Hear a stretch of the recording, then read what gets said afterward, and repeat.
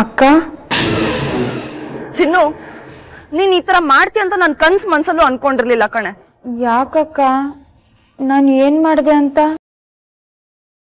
ಅಕ್ಕ ಚೆನ್ನಾಗಿದ್ಯಾ ತಾನೆ? ನನ್ ವಿಷಯ ಬಿಡು. ನನ್ ರಾಜ್ಕುಮಾರ್ ಹುಷಾರಿಲ್ದ ವಿಷಯ ನೀನ್ ಯಾಕೆ ನನಗೆ ಹೇಳಿಲ್ಲ? ತಪ್ಪಲ್ವಾ? ನಾನು ಹೇಳ್ಬೇಕು ಅಂತಾನೆ ಇದ್ದೆ ಅಕ್ಕ. ಆಮ್ಯಾಕೆ ನಾನೇ ಹೇಳೋದ್ ಬೇಡ ಅಂತ ಸುಮ್ಮನಾದೆ. ಈಗ ನಿನ್ ರಾಜ್ಕುಮಾರ ಚೆನ್ನಾಗೇ ಇದ್ದಾನೆ, ಯೋಚನೆ ಮಾಡ್ಬೇಡ. ಚಿನ್ನು, ನೀ ನನ್ನ ಹತ್ರ ಯಾವ್ದೇ ವಿಷಯ ಮುಚ್ಚಿಟ್ರು ನನಗಿಷ್ಟ ಆಗಲ್ಲ ಕಣೆ. ಮೊದ್ಲು ನನ್ ರಾಜ್ಕುಮಾರ್ ಹುಷಾರಿಲ್ದರ ವಿಷಯ ನೀನ್ ಯಾಕೆ ನನಗೆ ಹೇಳಿಲ್ಲ ಅದನ್ನ ಮೊದ್ಲು ಹೇಳು. ಅಕ್ಕ ನಾನು ಇಂಥವ ಏನು ಮುಚ್ಚಿಟ್ಟಿಲ್ಲ.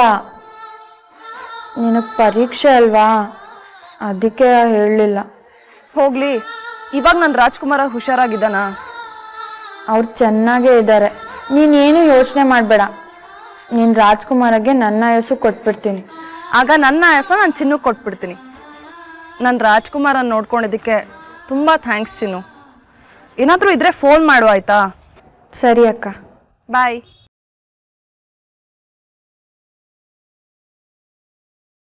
ನನಗ್ ಜೀವನ ಕೊಟ್ಟಿರೋಳು ನೀನು. ನಿನ್ನ ಆಯಸ್ ನಾನು ಕೇಳ್ತೀನ? ಅಂತ ಪಾಪಿ ನಾನಲ್ಲ.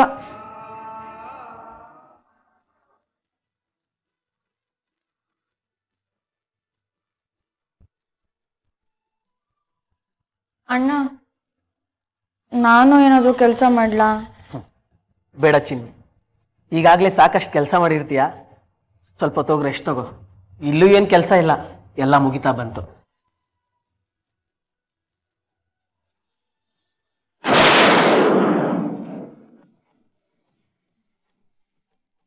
ಅರೆ ಅಣ್ಣ, ಈ ಹೂ ಎಲ್ಲಿಂದ ಬಂತು? ನೀನು ಎಲ್ಲಿ ಬೀಳ್ಸ್ ಬಂದ್ಯೋ ಅಲ್ಲಿಂದನೇ ಬಂತು. ಸರಿ, ಇದನ್ನ ಎಲ್ಲಿ ಬೀಳ್ಸಿದ್ದೆ ಅಂತನಾದ್ರೂ ಗೊತ್ತಾ? ಇದು ಯಾವಾಗ ಬಿತ್ತೋ, ಎಲ್ಲಿ ಬಿತ್ತೋ ನಂಗೆ ಒಂದೂ ಗೊತ್ತಿಲ್ಲ. ಎಲ್ಲಿ ಬಿದ್ದರೆ ಏನಂತೆ?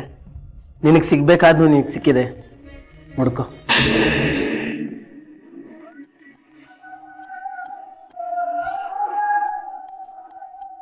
ನಾನು ಮುಡ್ಕೊಂಡಿದ್ದ ಹೂ ರಾಮಣ್ಣನ್ ಗೆಲ್ ಸಿಕ್ತು.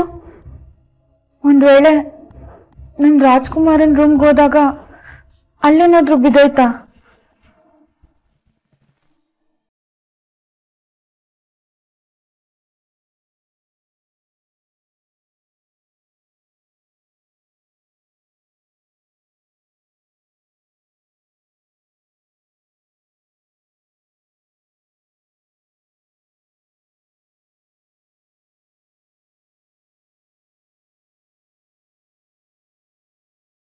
ಅಲ್ಲ, ಅದು ಕನ್ಸಲ್ಲ, ನಿಜಾನೇ.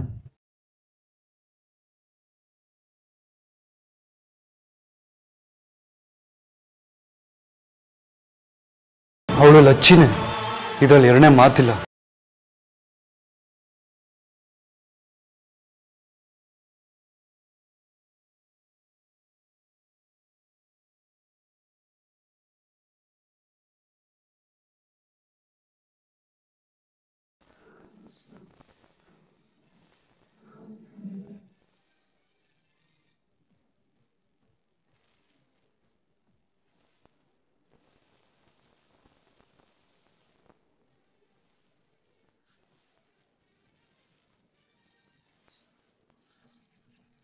ಅಕಸ್ಮಾತ್ ಅದು ಕನ್ಸಾಗಿದ್ರೆ ನನ್ನ ಹಣೆ ಮೇಲೆ ಕುಂಕುಮ ಹೇಗೆ ಬರ್ತೀನಿ? ಅದ್ ನಿಜ ಆಗಿದ್ರೆ ಲಚ್ಚಿ ಎಲ್ಲಿಂದ ಬಂದ್ಲು? ನಮ್ಮನೆ ಒಳಗೆ ಹೇಗ್ ಬಂದ್ಲು? ಏನು ಅರ್ಥನೇ ಆಗ್ತಿಲ್ವೇ?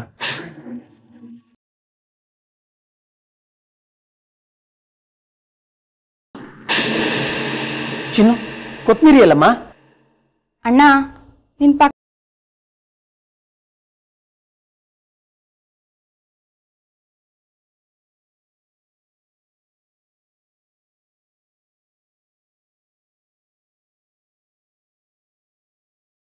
ಚಿನ್ನು, ಶುಂಠಿ ಬೆಳ್ಳುಳ್ಳಿನ ಪೇಸ್ಟ್ ಮಾಡ್ಕೊಡು ಅಂದೆ, ಕೊಟ್ಯಾ? ಅಣ್ಣ, ನಿನ್ಗೇನಾಗದೆ? ಏನ್ ಯೋಚನೆ ಮಾಡ್ತಾ ಇದ್ಯಾ? ನಿನ್ ಎದುರುಗಡೆ ಇರೋ ವಸ್ತು ಕಾಣ್ತಿಲ್ವಾ? ಸಾರಿ, ನಾನು ಮರ್ತೋದೆ.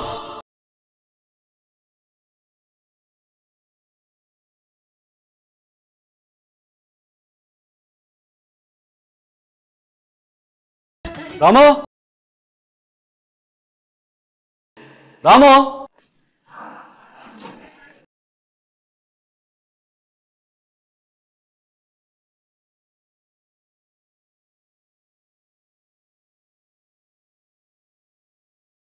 ಚಿನ್ನು, ಚಂದನ್ ಕರಿತಾ ಇದ್ದಾನೆ. ಒಲೆ ಮೇಲೆ ಬೇಳೆ ಇಟ್ಟಿದ್ದೀನಿ, ನೋಡ್ಕೊ. ಸರಿ ಅಣ್ಣ, ನೀನ್ ಬಿರ್ನೆ ಹೋಗು.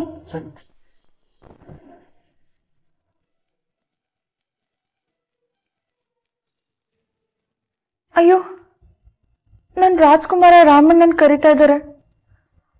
ಮೇಲ್ಗಡೆ ಬರ್ಬೋದಾ? ಬಂದ್ಬಿಟ್ರೆ ಏನಪ್ಪ ಮಾಡೋದು?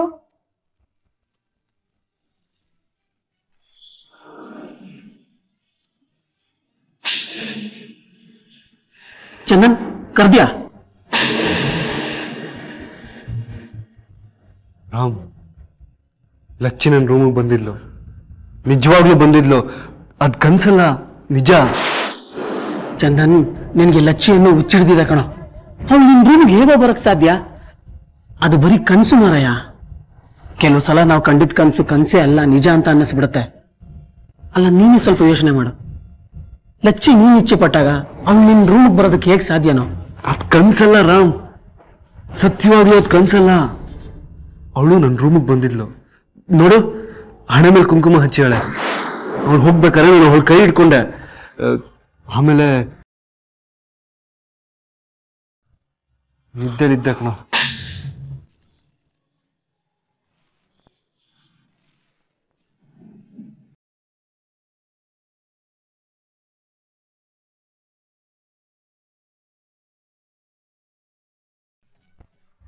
ಏನ್ರೋ ಕಳ್ ನನ್ ಮಕ್ಳ, ನಾನ್ ನೋಡಿದ ತಕ್ಷಣ ಗುಸ್ ಪಿಸ್ ಪಿಸ ಎಲ್ಲ ನಿಲ್ಲಿಸ್ಬಿಟ್ಟು ಗರ ಬಡ್ದವ್ರ ತರ ನಿಂತ್ಕೊಂಡ್ಬಿಟ್ರಿ. ಏನ್ ಸಮಾಚಾರ? ಏನಿಲ್ಲಮ್ಮ, 3 ದಿವಸದಿಂದ ಬೆಡ್ ರೆಸ್ಟ್ ತೊಗೊಳ್ತೀನಲ್ಲ, ತುಂಬಾ ಬೇಜಾರಾಗ್ತಿತ್ತು. ಇವನ್ಗೆ ಆಫೀಸ್ಗೆ ಹೋಗ್ತೀನಿ ಕಣೋ ಅಂತ ಹೇಳ್ತಾ ಇದ್ದೆ. ಈ ನಿನ್ ಕಳ್ಳನ ಮಗ ನನಗ್ ಬೈತಾ ಇದ್ದ. ನೀನ್ ನೋಡ್ದಲ್ಲ, ಎಲ್ಲಿ ನೀನ್ ಕೇಳಿಸ್ಕೊಂಡು ನನಗ್ ಬೈತೇನೋ ಅಂತ ಸುಮ್ಮನಾಗ್ಬಿಟ್ಟೆ. ಮಾತ್ ತೇಲ್ಸಕ್ ಚೆನ್ನಾಗ್ ಕಲ್ತಿದ್ಯಾ. ನಿಮ್ ಮಗ ಅಲ್ವೇ? ಏಯ್, ಶ್ವೇತಾ ಅಪರೂಪಕ್ಕೆ ದೇವಸ್ಥಾನಕ್ಕೆ ಹೋಗಿ ಪೂಜೆ ಮಾಡಿಸ್ಕೊಂಡು ಬಂದಿದ್ದಾಳೆ. ನನಗೆ ಎಷ್ಟು ಖುಷಿ ಆಯ್ತು ಗೊತ್ತಾ?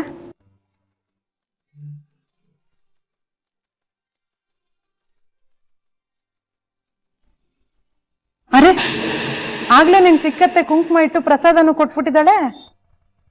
ಎಷ್ಟು ಅದೃಷ್ಟವಂತ ಚಂದು, ಎಲ್ಲ ನೀನ್ ಎಷ್ಟು ಇಷ್ಟಪಡ್ತಾರೆ. ನನ್ ಖುಷಿಗೆ ನಾನಂತೂ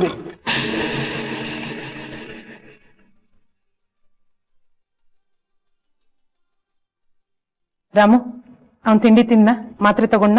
ಹಲೋ, ನಾನು ಎದುರುಗಡೆನೆ ನಿಂತಿದ್ದೀನಿ, ನನ್ನೇ ಕೇಳ್ಬೋದಲ್ಲ, ಅವನ್ ಯಾಕೆ ಕೇಳ್ತಿದ್ಯಾ? ನಿನ್ನನ್ ಕೇಳಿದ್ರೆ ತಿಂಡಿ ತಿಂದ್ಯಾ ಅಂದ್ರೆ ಕಣಿ ಮಾಡ್ತೀಯಾ, ಮಾತ್ರೆ ತಗೊಂಡ್ಯಾ ಅಂದ್ರೆ ತಗಾದೆ ಮಾಡ್ತೀಯಾ. ಅದಕ್ಕೆ ಈ ರಾಮ ಬಾಣನೇ ಸರಿ ಅಂತ.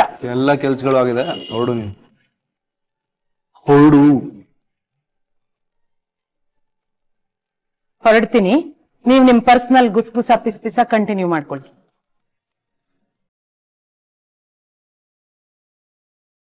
ಚಂದು, ನಿನ್ಗೆ ಕನ್ಸು ಯಾವುದು ವಾಸ್ತವ ಯಾವುದು ಅಂತಾನೆ ಅರ್ಥ ಆಗಲ್ಲ ಕಣೋ. ಹೋಗಿ ಬಿಸಿ ಬಿಸಿ ನೀರಲ್ಲಿ ಸ್ನಾನ ಮಾಡು, ತಲೆಯಲ್ಲಿರೋ ಟೆನ್ಷನ್ ಎಲ್ಲ ಹೋಗುತ್ತೆ. ಬರ್ಲಾ?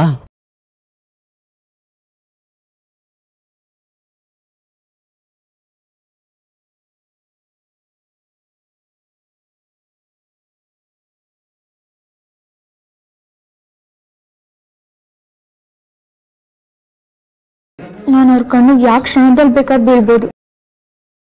ಅವ್ರೇನಾದ್ರು ಈಗ್ಲೇ ಅಡ್ಗೆ ಮನೆಗೆ ಬಂದ್ಬಿಟ್ರೆ?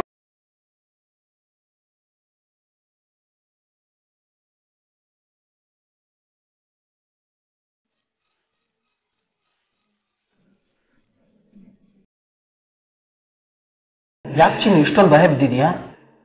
ಒಳ್ಳೆ ದೇವ ಕಂಡವ್ರ ಹಾಗೆ. ಏನೂ ಇಲ್ಲ ಅಣ್ಣ. ನಿನ್ನನ್ನು ಯಾರಾದ್ರೂ ಈ ಮನೇಲಿ ಎದುರಿಸಿದಾರ ಚಿನ್ನು? ಹಂಗೆಲ್ಲ ಏನೂ ಇಲ್ಲ ಅಣ್ಣ. ಈ ಮನ್ಯಾಗ ಯಾರು ನನ್ನ ಎದುರಿಸ್ತಾರೆ? ಯಾಕೆ ಎದುರಿಸ್ತಾರೆ? ಹಂಗೇನಾದ್ರೂ ಇದ್ದಿದ್ರೆ ನಾನು ನಿನ್ ತವ ಹೇಳ್ತಿರ್ಲಿಲ್ವಾ? ಬಾಯಿ ಬಿಟ್ಟು ಹೇಳೋ ಅಂತ ವಿಷಯ ಆಗಿದ್ದಿದ್ರೆ ಇಷ್ಟೊತ್ತಿಗೆ ನೀನೇ ಎಲ್ಲಾ ವಿಷಯನೂ ಹೇಳ್ತಿದ್ದೆ. ಯಾರಿಗೂ ಹೇಳ್ಬಾರ್ದು ಅಂತ ಗಟ್ಟಿ ನಿರ್ಧಾರ ಮಾಡಿ ತುಟಿ ಬಿಗಿ ಹಿಡ್ಕೊಂಡಿದೀಯ ಅಂತ ಗೊತ್ತಮ್ಮ.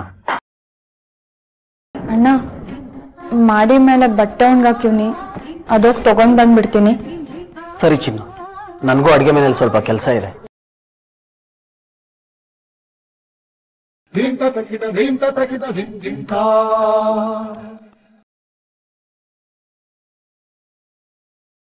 ಚಿನ್ನುಗೆ ಚಂದನ್ ಮನೇಲೇ ಇದ್ದೀನಿ ಅಂತ ಗೊತ್ತು, ಆದ್ರೆ ಚಂದನ್ಗೆ ಚಿನ್ನು ಈ ಮನೇಲೇ ಇದ್ದಾಳೆ ಅಂತಾನೇ ಗೊತ್ತಿಲ್ಲ.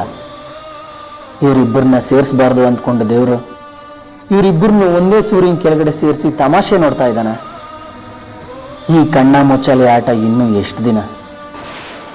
ದೇವರು ಆಡಿಸ್ತಾ ಇರೋ ಆಟದಲ್ಲಿ ನನ್ನನ್ನು ಒಂದು ದಾಳವಾಗಿ ಉಪಯೋಗಿಸ್ತಾ ಇದ್ದಾನೆ. ಎಲ್ಲ ಸತ್ಯ ಬಯಲಿಗೆ ಬಂದ ಮೇಲೆ ಚಂದನ್ ನನ್ನನ್ನು ಏನು ಕೇಳ್ಬೋದು? ನಾನು ಅವನ ಪ್ರಶ್ನೆಗೆ ಏನು ಉತ್ತರ ಕೊಡಲಿ? ಒಂದು ಗೊತ್ತಾಗ್ತಿಲ್ಲ. ಅವ್ವ, ಆಗ್ಲಿಂದ ನಿಮ್ ಫೋನ್ ಒಂದೇ ಸಮ ಬಡ್ಕೊಳ್ತಿತ್ತು.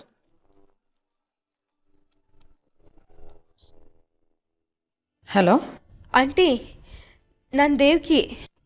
ದೇವಕಿ, ಚೆನ್ನಾಗಿದ್ಯಾ ಮಗಳೇ? ಚೆನ್ನಾಗಿದ್ದೀನಿ ಆಂಟಿ, ನೀವು ಹೇಗಿದ್ದೀರಾ? ಚೆನ್ನಾಗಿದ್ದೀನಮ್ಮ.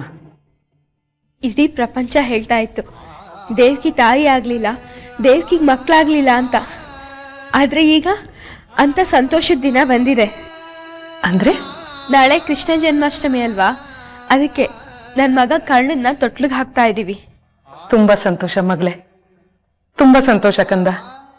ಬರೀ ಸಂತೋಷ ಪಡೋದಲ್ಲ ಆಂಟಿ, ನೀವೆಲ್ಲರೂ ಬರಬೇಕು. ಪುಟ್ಟಗೌರಿ, ಅಶ್ವಿನಿ, ಕಾರ್ತಿಕ್, ದೀಪ ಎಲ್ಲರೂ ಬರ್ತಾ ಇದ್ದಾರೆ. ನೀವು ದಯವಿಟ್ಟು ಬನ್ನಿ ಆಂಟಿ. ಬರೋದಕ್ಕೆ ನನಗೂ ತುಂಬಾ ಆಸೆ ಕಂದ, ಆದ್ರೆ ನನಗೆ ಹುಷಾರಿಲ್ಲ ಮಗಳೇ. ನಾನೊಂದು ಕೆಲಸ ಮಾಡ್ತೀನಿ, ನನ್ನ ಭಾವಿ ಸೊಸೆ ಗೊಂಬೆ ಅವಳನ್ನು ಕಳಿಸ್ಕೊಡ್ತೀನಿ, ಆಗತ್ತಾ? ಯಾಕಂಟಿ, ನೀವು ಬಂದಿದ್ರೆ? ಬೇಜಾರು ಮಾಡ್ಕೋಬೇಡ ಮಗಳೇ, ನಾನು ಖಂಡಿತ ಇನ್ನೊಂದು ದಿವಸ ಬಂದು ನಿನ್ನ ಕೂಸನ್ನ ನೋಡ್ಕೊಂಡು ಹೋಗ್ತೀನಿ, ಸರಿನಾ? ಸರಿ ಆಂಟಿ, ಅವ್ರನ್ನಾದ್ರೂ ಕಳಿಸ್ಕೊಡಿ. ಓಕೆ ಆಂಟಿ, ಬಾಯ್.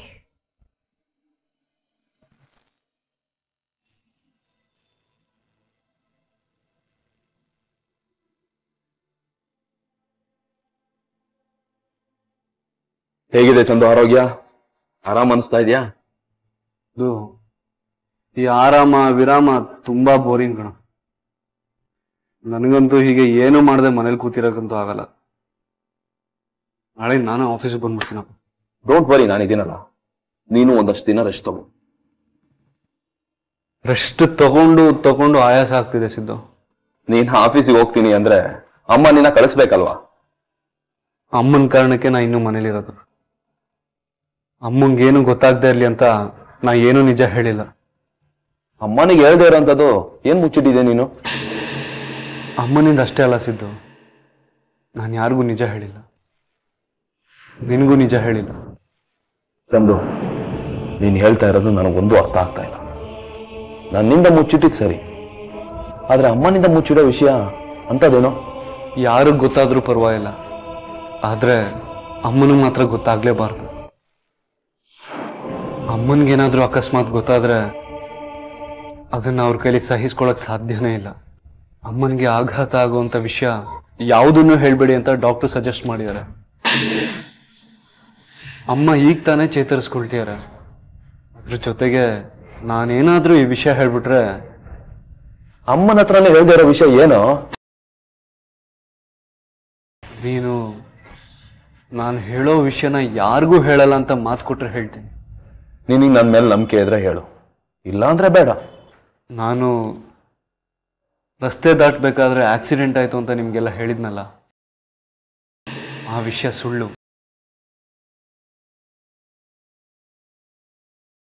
ಅದು ಆಕ್ಸಿಡೆಂಟ್ ಅಲ್ಲ. ಮತ್ತೆ ಯಾರೋ ನನ್ನನ್ನು ಉದ್ದೇಶಪೂರ್ವಕವಾಗಿ ಕೊಲೆ ಮಾಡಕ್ಕೆ ಪ್ರಯತ್ನ ಪಟ್ರು.